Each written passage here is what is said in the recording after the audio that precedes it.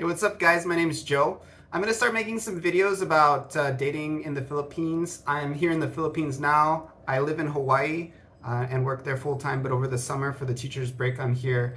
And I'm here to visit actually my current girlfriend. And this video is going to be more about what to avoid if you are a Filipina and you're talking to an American man. By the way, I met my current girlfriend through Filipino Cupid. If you're looking for an app to use to find a Filipino. But anyway, I got 4 basic things here, and I'm gonna try and get through this really quick so I don't waste too much of your time.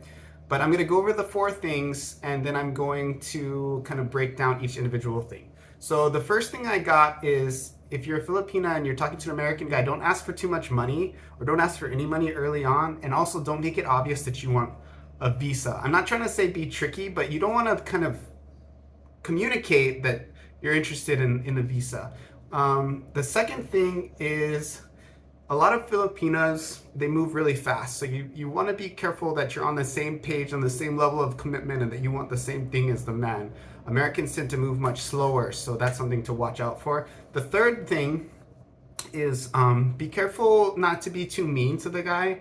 As American men, we're used to American women kind of yelling at us, and that's probably not something we're looking for. That's probably not the advantage that we hope we get also in the Philippines. So just be nice and pleasant. You can totally disagree with a man, but you don't have to be mean about it. And I think that with the way Filipinos are so passionate, that's something that could be conveyed, that she's kind of being mean to an American man. And also, the fourth thing is, I would say, don't exhibit behaviors of what I would call loose women. Now, there's not really a tactful way to put this, but the guy is going to probably be more interested in a traditional woman who believes in marriage and is going to stick with him. A lot of the things that come with this I'm going to go over when I come back around. So let's go back to the first thing I talked about, which is asking for money or making it obvious that you want a visa. I dated a girl, I was talking to a girl who was not in the Philippines but in a different country, and I would send her gifts and money, and she was very open about accepting gifts compared to the girl I'm with now. The girl I'm with now actually refused to give me her address because I asked her why I want her address, and I told her, well, I want to send you some gifts, order you some stuff that would be nice for you, and she actually refused that. And it was a little frustrating for me at the time because I wanted to show her my affection, but in retrospect, it made it very clear that she's not necessarily, at least in the short term, interested in like little financial gains and gifts and things like that. And because she was that way, it made me a lot more secure about how she feels about me and why she feels about me. Now, if she is married American, I'm quite all right with her going after an American for money and as a financial decision. But I also appreciate that she's not short-sighted about it. I mean, people get married for all kinds of reasons, and if somebody wants to get married for money, well, I hope that's not the situation for me. I want it to be more about love. I wouldn't really judge them. I mean, people get married for dumber reasons, right? But at the very least, she's definitely proven to me that she has foresight and she's not just trying to earn the quick buck. Right? Where with the previous girl, she was very open to accepting money from me. She was very open to taking gifts from me. She had no qualm about it whatsoever. And it was very evident that she would just be like, send me anything you want to send me. Go for it right away. And I think the way she was made me hesitant to continue with her because I felt like she really wanted me to just keep giving and giving, and she wasn't at all hesitant to take that. Like, she didn't feel a need to reciprocate in some way for that. And I think that a lot of American men will be privy to that. So that's just something that I would watch out for. I would watch out for accepting gifts and making it look like you want their money. The same goes with the visa. If you talk a lot about maybe, like one of the girls I was talking to, she would talk about how she always dreamed of moving to America and that it's like her dream country, and if she could just do that, she would be happy. Where the girl I'm talking to now, she really has no interest in moving to America. She would do it for love, but she talks more about how she would miss her family and she would miss the culture here. And it really kind of brings it home that she's more interested in me, and that she's not just interested in getting to America and trying to live this like fantasy good life that we live there, because it's really, Americans aren't necessarily any happier than Filipinos at the end of the day. We just have more money. But in a way, we don't, because you can do a lot more in the Philippines with a lot less. So it's a very interesting thing. But the bottom line, and the point I want to swing back around to, is that I don't feel that she wants me for the visa. I don't feel that she wants me for a quick buck, you know? And that will kind of round out my first point. It's just, don't be greedy. Don't try to marry an American or find an American boyfriend for money or for a visa. If that's what you're after, you know, just go to nursing school or something, and then, you know, get to the US by working or teaching or something like that. You know, so find your own way and do it right, and be honest. Don't just try to use a guy for their visa or their money. Okay, number two thing, if you want to keep an American guy, assuming a higher level of commitment than agreed, right? So basically this comes down to Filipino women just move really fast, right? The courting process is different, and it's more formalized, and it's much shorter, right? It's not as much the case where, like, I know people in the US, close friends of mine, who have been really just dating for like over a decade, right? And they move really slow there. And a lot of it comes out of, there's not as much of a necessity for marriage, because they just financially can both afford to live on their own if they needed to. So in America, marriage is not as serious as a thing here as it is here. And here, actually, until recently, this just changed, like maybe less than a month before I made this video, divorce has been illegal here in the Philippines. So with divorce being illegal, relationships are just taken a lot more seriously. Nobody really gets into casual relationships if they are like a traditional woman from the province, right? So, I mean, there are women who do get into casual relationships, but not the kind of women I'm looking for. And you have to understand that if you're after that kind of woman, she will want to move really quickly.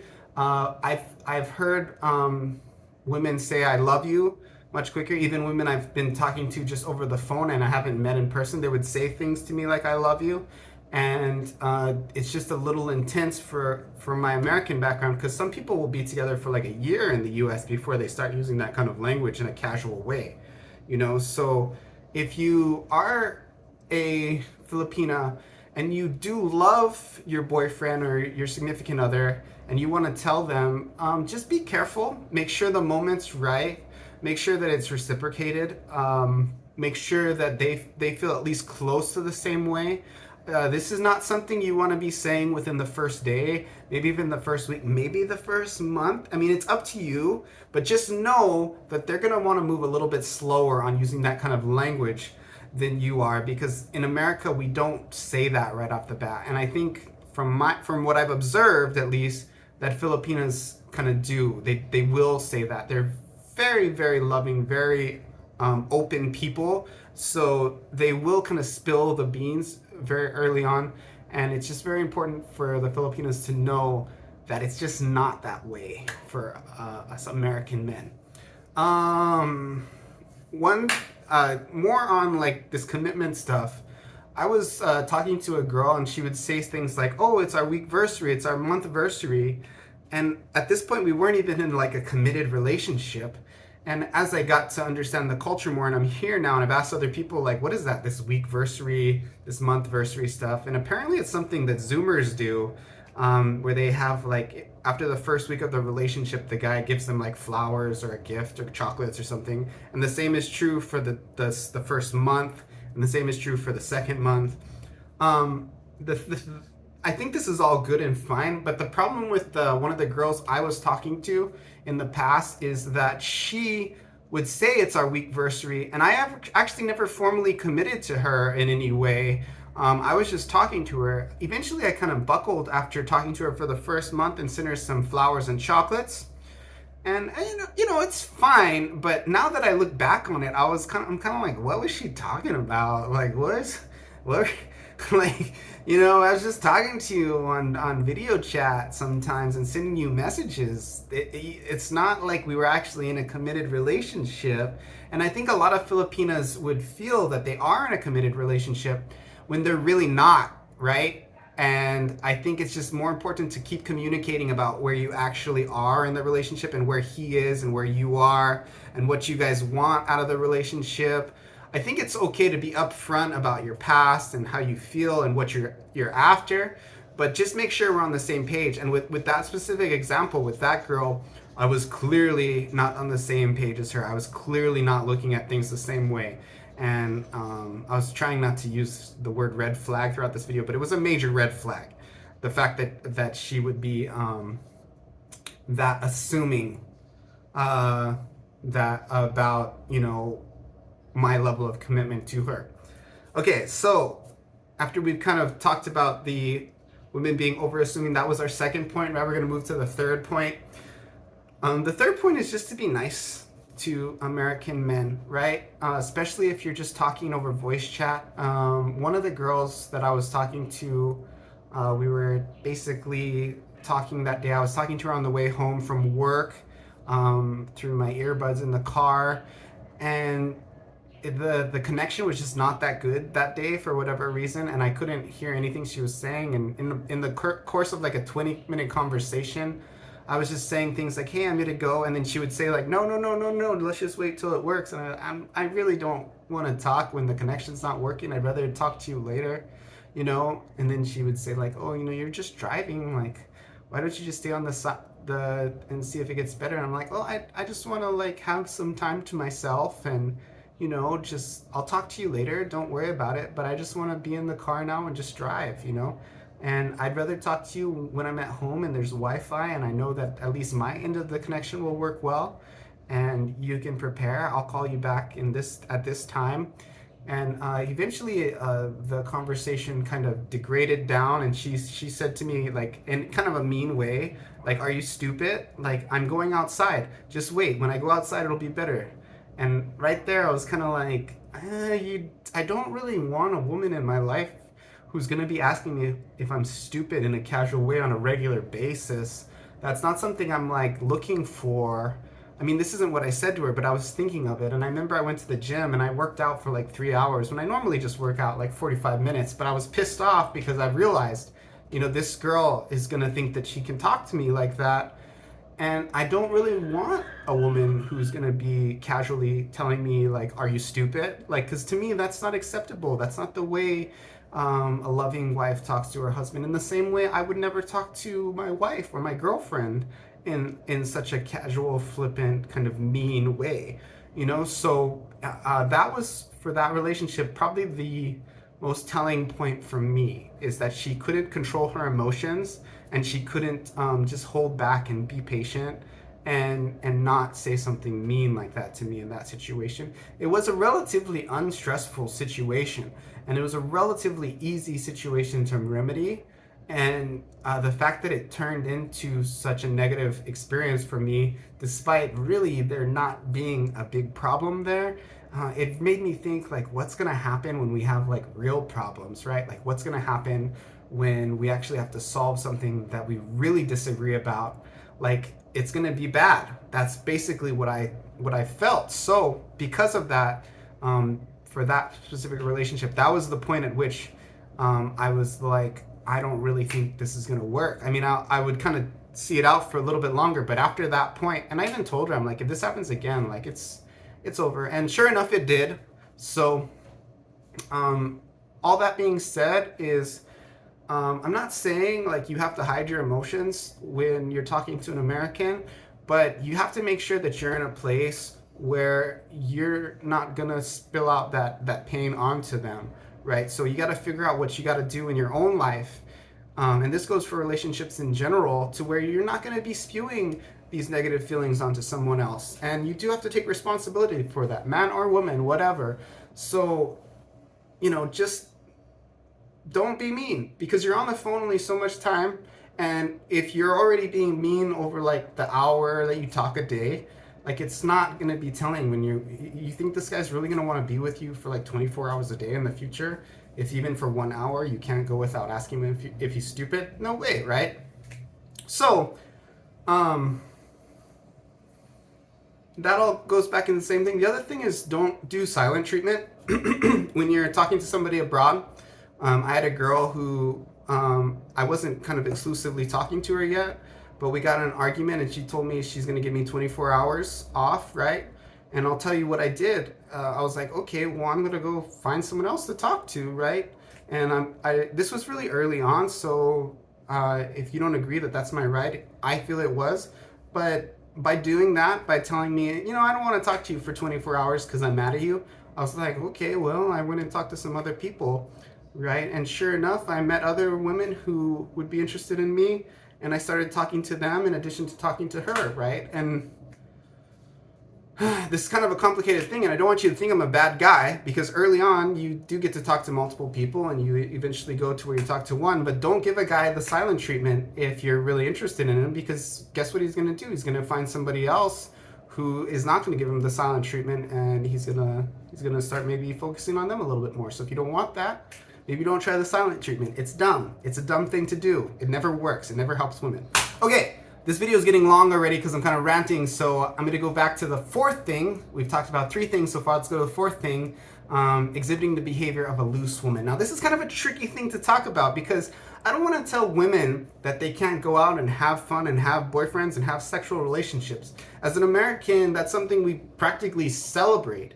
But if you're an American man and you're going to the Philippines looking for a woman, you're not looking for a woman who is having sex with plenty of guys. Let's just be honest. There's no really nice way to put it.